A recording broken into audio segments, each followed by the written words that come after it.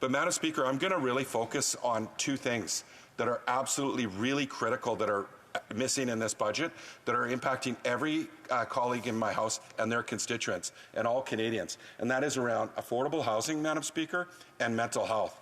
And so I'm going to tell just a quick story about where I grew up. I grew up in a co-op housing complex in Victoria, Madam Speaker. My dad was a transmission mechanic.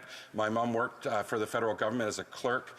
They were they were lower middle class, but they were higher income earners in the co-op that I lived in. And the co-op had a 30% threshold of your income went to rent. So it was geared to income, the rent of the co-op. But we had many people in the co-op. We had single parents, we had seniors, we had people living with disabilities, we had other families.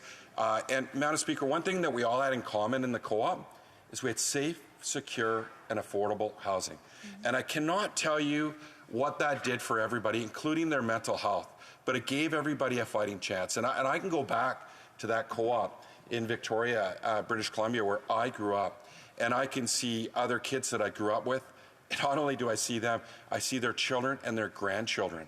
So I know the importance of investments in non-market social housing. Now, back in the 70s and 80s, and again, back to a minority government where the federal NDP under David Lewis was able to secure co-op housing, and it ranged from 18,000 to 25,000 units a year, but that went on for 2 decades, and it made a significant impact on the distribution of housing in Canada. In fact, about 10% of our housing in the early 90s was non-market housing.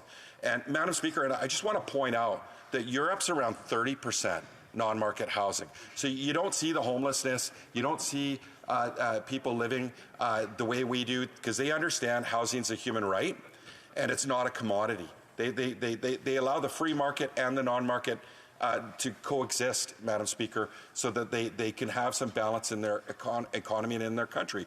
We don't do that. In fact, now we're roughly we're less than 4% non-market housing in our country, and you just have to go outside to see what it looks like in any community in this country. And